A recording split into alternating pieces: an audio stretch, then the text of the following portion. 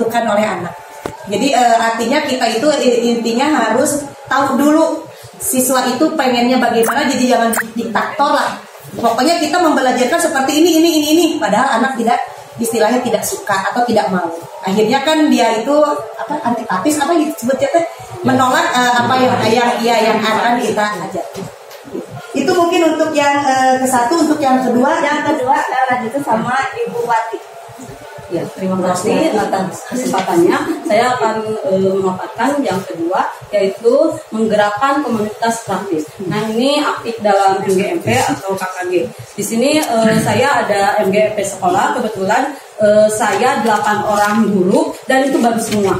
Setiap hari Jumat sambil nunggu pinjer ya, itu saya suka berkumpul dengan kelompok itu 8 orang itu dari MGMP itu. Saya juga berkumpul untuk memotivasi ya teman-teman yang dalam PMM, karena ada teman-teman sebagian yang belum dapat sertifikat, mungkin ya modulnya belum dibaca. Nah, itu di setiap hari Jumat sambil nunggu, karena dari jam 11 sampai jam 3 itu lama gitu ya. Jadi kami sama-sama di sekolah itu menggerakkan itu. TMM juga tadi yang MGMP di sekolah.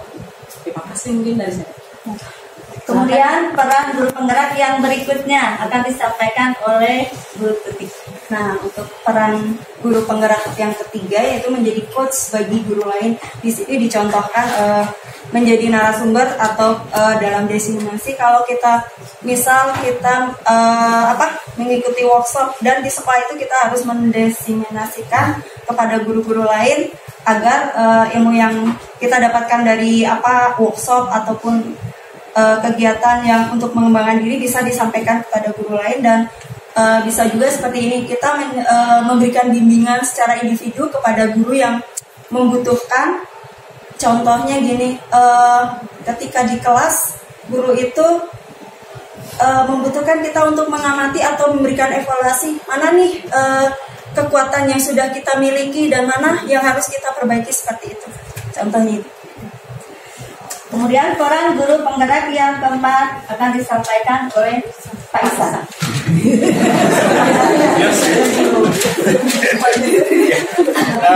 Yang keempat yaitu mendorong kolaborasi antar guru. Ini maksudnya adalah bahwa kita sebagai guru penggerak harus bisa menuangkan ide ya kepada rekan-rekan kita gitu ya, kepada teman-teman kita, dan mendorong setiap ide kita itu bisa dikomunikasikan dengan baik sehingga terjadi kolaborasi antar guru-guru ya. Apalagi kita juga bisa mendorong berbagai macam komunitas belajar di sekolah yang membahas tidak hanya tentang pembelajaran yang lama ya, model dan metode, tapi juga berbagai hal tentang siswa-siswa di kelas itu ya, siswa-siswa di sekolah. Itu yang bisa saya sampaikan tentang mendorong kolaborasi antar guru. Seperti itu. Yang selanjutnya. Dan selanjutnya peran guru penggerak yang kelima disampaikan oleh Ibu Ica. Terima kasih waktunya Ibu. Di sini saya akan menyampaikan poin 5, yaitu memajukan kepemimpinan murid. Nah, contohnya itu adalah melaksanakan model pembelajaran Radek. Mungkin di sini udah ada yang tahu model pembelajaran Radek itu seperti apa. Nah, saya akan jelaskan sedikit. Nah, kemarin itu di sekolah saya memang menjadi sekolah salah satunya termasuk ke dalam program organisasi penggerak. Jadi di sana kita belajar tentang model pembelajaran Radek. Radek ini sangat menarik Bapak Ibu. Kenapa? Karena terdiri dari 5 sintaks. Jadi yang pertama itu read, yang kedua answer, yang ketiga discuss, yang ketiga explain, dan yang terakhirnya itu create. Nah, ini juga hasil dari pemikiran ini Prof Wahyu. Prof Wahyu itu adalah seorang dosen di UPI. Jadi memang model pembelajaran ini asli dari orang Indonesia ya gitu. Biasanya kan model pembelajaran itu dari orang-orang luar negeri ya yang kita adaptasi di kelas.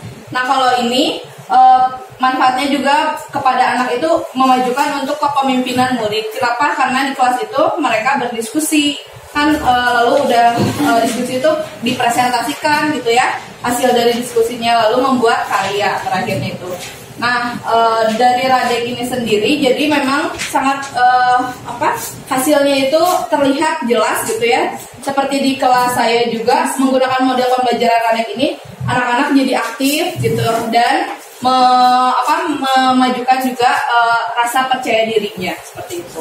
Nah, yang keduanya adalah contohnya pembiasaan. Memang pembiasaan ini di Kota Bandung sudah terbiasa ya terlaksana mulai dari hari Senin sampai hari Sabtunya.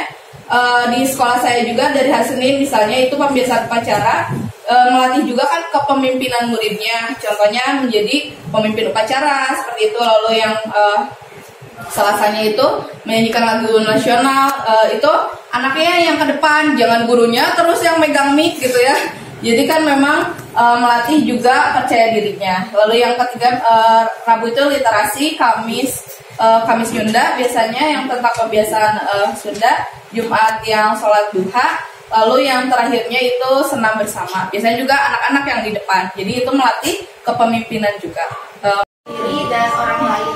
Nah, kompetensi guru penggerak yang pertama mengembangkan diri dan orang lain itu contohnya seperti mengikuti pelatihan-pelatihan peningkatan keprofesionalan ataupun mengikuti workshop.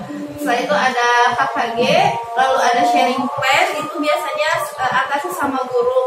Selain itu ada supervisi juga, supervisi di kelas, jadi supervisi dari proses pembelajaran di kelas yang nantinya akan dievaluasi untuk perbaikan pembelajaran selanjutnya. Lalu yang selanjutnya ada penggunaan platform Merdeka Mengajar ya, maaf salah menulis.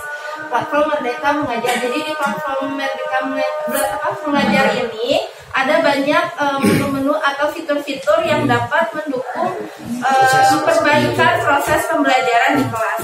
Nah, untuk selanjutnya mungkin yang kedua dilanjutkan Bu Rika. Seorang guru penggerak selain membutuhkan pengembangan diri ya, guru penggerak itu adalah seorang pemimpin gitu ya. Jadi yang kedua adalah kompetensi yang harus dimilikinya adalah beliau harus dapat memimpin pembelajaran. Nah, contohnya apa? Pemimpin pelajaran itu bukan lagi ke teacher center, tapi ke student center gitu ya. Semua kita harus melihat kemampuan setiap murid yang tadi sudah disampaikan bahwa setiap murid itu unik dan punya kodrat alam dan kodrat zamannya sendiri-sendiri gitu ya. Terus kita juga berperannya sebagai apa? Sebagai fasilitator. Jadi bukan lagi sebagai pengajar yang menyampaikan materi ya. Tapi setiap siswa, setiap murid itu harus mencari sendiri dan kita hanya sebagai fasilitator.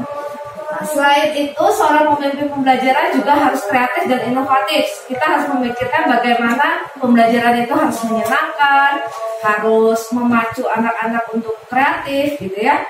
Nah, terus yang terakhir, dapat mengembangkan bakat dan minat murid. Jadi kita lihat bakatnya apa. Jadi setiap penugasan, setiap assessment kita harus pikirkan bagaimana murid itu dapat mengembangkan bakatnya.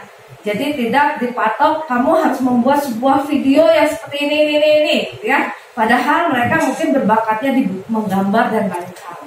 Itu seperti itu. Yang ketiga yaitu memimpin pengembangan sekolah. Pada hal ini mungkin kita dituntut untuk mengikuti suatu program ya yang berkaitan dengan pengembangan sekolah. Contohnya di sini ekstrakurikuler. Ekstrakurikuler ini bisa dikembangkan, kita bisa kerjasama dengan lembaga-lembaga lain seperti di sini silat, kita bisa bekerjasama dengan FIPSI, KONI dan sebagainya.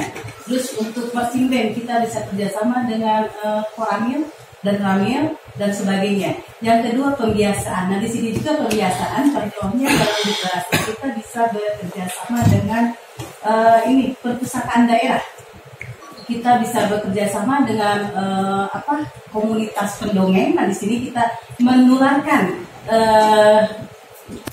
orang-orang tersebut terhadap siswa-siswa kita. Nah terus yang ketiga itu bekerja sama dengan stakeholder. Nah ini tidak bisa dilepaskan karena kita memang membutuhkan bagaimana kita bekerja sama dengan orang-orang yang berpihak kepada pendidikan. Yang kelima parenting secara kontinu. Nah di sini memang sangat perlu kita berkomunikasi dengan orang tua. Di sinilah sifat nilai-nilai karakter dan peran CGB itu sangat diperlukan.